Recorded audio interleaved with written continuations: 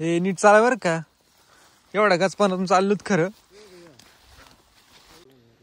तर नमस्कार मंडळी, गुड मॉर्निंग. सकाळ झाली दुसऱ्या दिवसाची आणि आम्ही चाललोय सगळेजण सूर्योदय पाहायला. एकदम भारी भारी सूर्योदय झाला, सगळीकडे लाल लाल पसरलंय.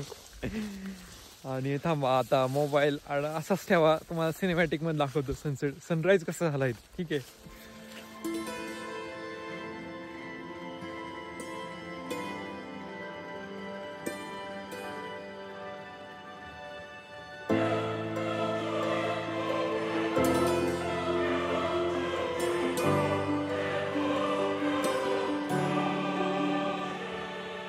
रस्ता भारी सूर्योदय झाला ना, कसलं कडक दिसलंय वातावरण. इकडून पण पूर्ण ढग आलेत, या साईडने बघा, या साईडने पूर्ण ढग आलेत. इकडं पूर्ण लाल झाले, तिकडे खाली पण पुढे ढग ढकलले, म्हणजे असे खाली बसलेत. इथून पण ढग वाहत आहेत समोरून. सनराईज होते, असला क्लास दिसतंय ना भाई, लय कडक लय कडक. या साईडला बा इकडं कळसुबाई आहे, कळसुबाई शिखर तिकडे आलं मधून, तिकडं पण असले क्लास ढग आहेत ना. लय भाई लय नशीब घेऊन आलोय, लय नशीब घेऊन आलोय आज. थोड्या वेळातच पश्चिमेकडून ढगांची चादर वाहू लागली आणि त्यातच आम्हाला इंद्रवज्र पण दिसला. विषय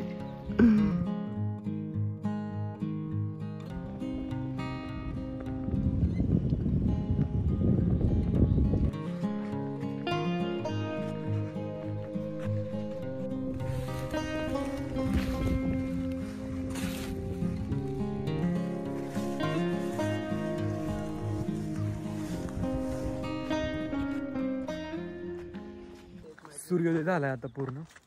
आणि आता आम्ही किल्ला बघतोय, पूर्ण सगळा एक्सप्लोर करायचा किल्ला. वाट खूप घसरडी, 2-3 दिवसापूर्वी चांगला पाऊस होता ना इकडे. आता पाऊस थांबला बरं का. आज आमचं वातावरण, आज आमचं नशीब लय भारी होतं की वातावरण लय भारी भेटलं आम्हाला. पण तरी मिसळडी वाटे, एकदम सावकाश जायला लागते. ठीक आहे, तर आता दाखवतो तुम्हाला सगळं काही. गडावर 20 पेक्षा जास्त पाण्याच्या टाक्या असल्यामुळे पाण्याचा साठाही मुबलक आहे. सोबतच कातळात कोरलेल्या 2 गुहा देखील आहेत. त्यापैकी एका गुहेत भैरवनाथाचं देऊळ आहे आणि त्याकडेच जाताना एक स्वतंत्र गणेश मूर्ती सोबत एक आणि मंदिराच्या बाहेर बाजूला एक, अशा 3 विरगळी दिसतात. भैरवनाथाचं एक मंदिर आहे आणि त्या मंदिरात आलोय. मंदिर एकदम असं कड्यावर आहे, तिकडं असे पूर्ण कडा खाली दिसतंय कडा, आणि इथं मंदिर आहे. गुहेमध्ये डोळे दिपून टाकणारी भैरवनाथाची अश्वारूढ मूर्ती आहे.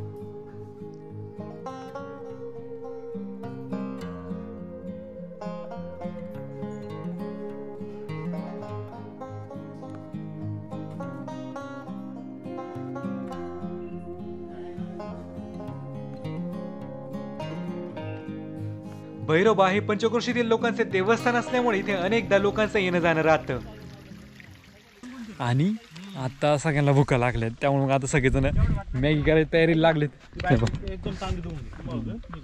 नाही लागणार आपल्याला. हे मॅगी कुठे गेली? मॅगी दिसत नाही फक्त.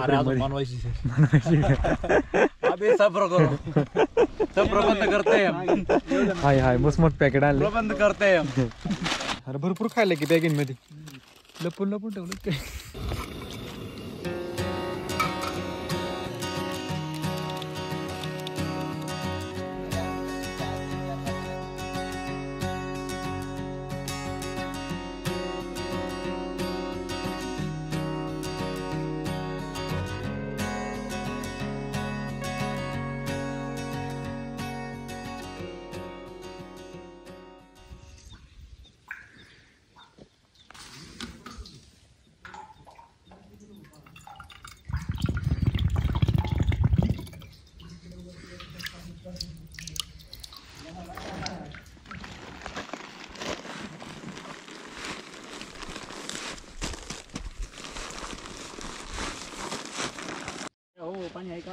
तर आता सगळ्यांचं आवरले, बॅग वगैरे अडकावल्यात पोरांनी.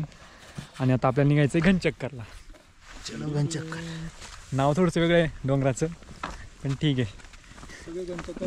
धुकं आहे सगळं, धुकं आज सकाळी सकाळीच. अजून 2 तास तरी हे धुकं क्लिअर होत नाही, त्यामुळे 2 तास असंच चाललंय वाट शोधित शोधित. की नाही?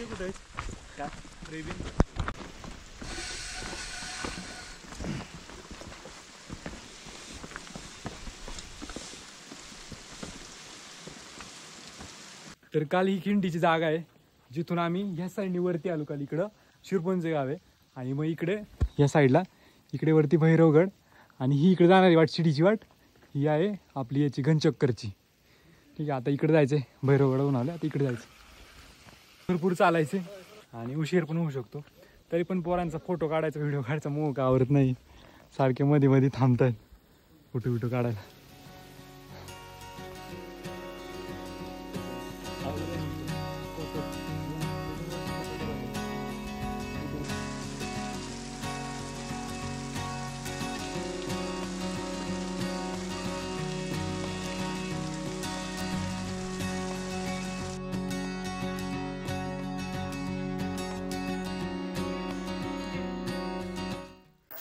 हे वाटेमध्ये या साईडला आखे ढग आहेत आणि ह्या साईडला आखा रिकाम आहे.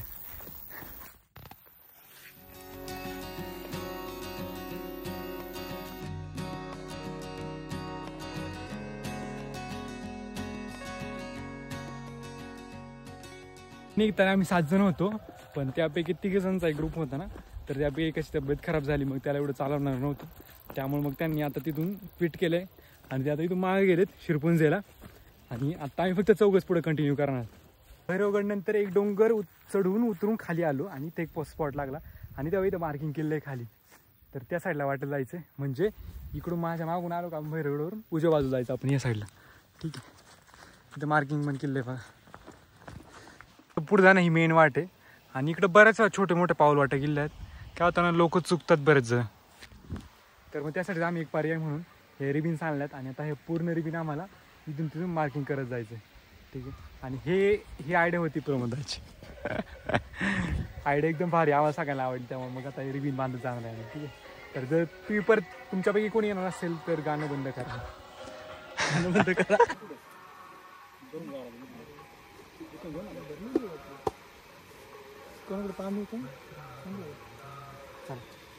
तर आता ना आम्ही ट्रेकच्या एक अशा पॉईंट येऊन पोहोचलोय तिथे एक झरा आहे मस्तपैकी आणि साईडला अशी मस्त रानफुलं फुललीत आणि ते बघून ना मला आपलं स्वप्नील आलं ना त्याच्या रतनगडच्या व्हिडिओमधली एक कविता आठवली.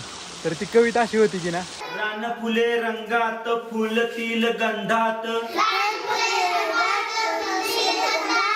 मन पाखरू हे विसाऊ दे जरा मन पाखरू हे विसाऊ दे जरा खडकातल्या झऱ्या रे खडकातल्या झऱ्या होशील का माझा तू मैतर खरा रे मैतर खरा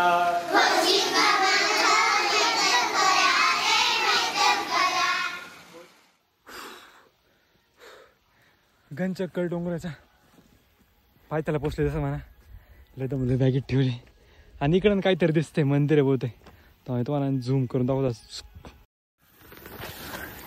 इथे कशी घंटा लावली उभी आणि इकडे काहीतरी आहे बरं काही बांधकामासारखं वाटतं समोर असं वाटतं काहीतरी बांधकाम केलं होतं आधी बहुतेक पडलेलं आहे पूर्ण काय माहित काय आता. बरं दमली बहुतेक का रे दमला का रे झोप झोप झोप झोप.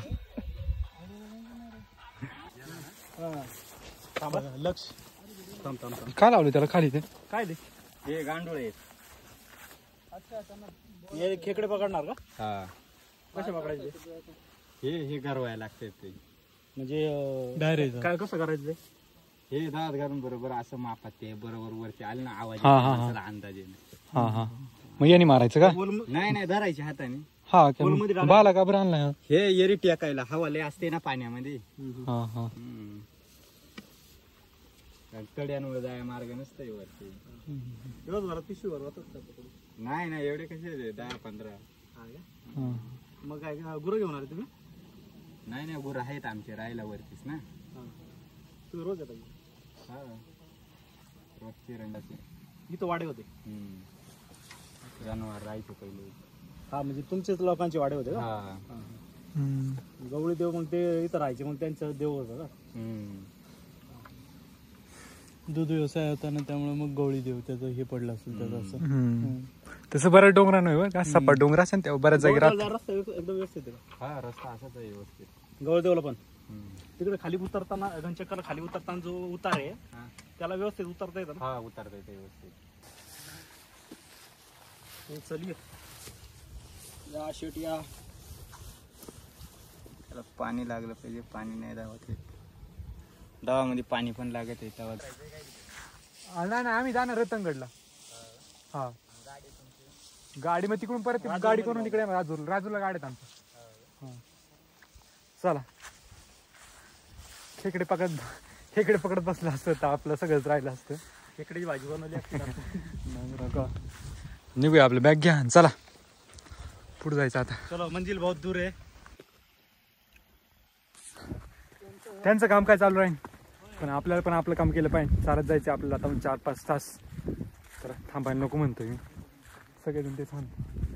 अरे थांब ना रे. काय थांब आपल्याला सारखं थोडा आराम केला असता. आराम बिराम काय नाही. आराम हराम है. कोणी म्हणलं होते.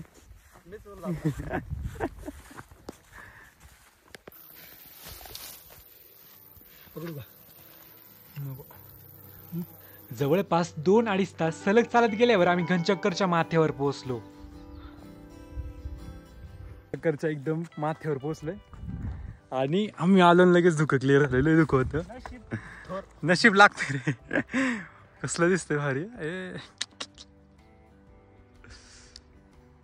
अचानकच धुकं क्लिअर झालं होतं आणि त्यामुळेच भंडारदरा जलाशयाचा असला भारी नजारा दिसत होता ना, तुम्ही फक्त बघाच.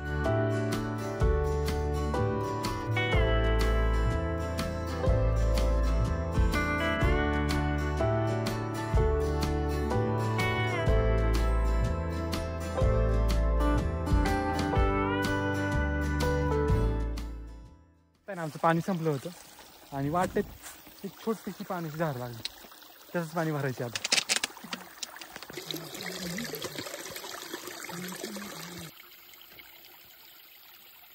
तर आता आहे ना घनचक्कर क्रॉस करून पाय एकदम याच्यापाशी आलोय. पुढे आलोय. हा समोर दिसतोय गवळदेव. उंच खूप उंच. खाली उतरायचे मग वर चढायचे. आणि इथे एक गुहा लागली आम्हाला. ते एक भिंत बांधली ही वाली आणि छोटीशी गुहा इथे.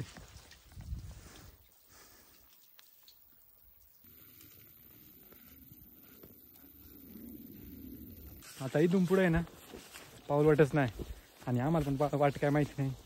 आता वाट कशी बघायची, कशी शोधायची वाट कोणती नेमकी ती पुढे जायची. आणि त्यातून गवत उगवलं. आता पावसाळ्यानंतर गव्हाच्यात कोणीच ट्रेक केलेलं नाही त्यामुळे गवत एवढं उगवलंय का वाटा सगळ्या बुजून गेल्यात काही दिसत नाही.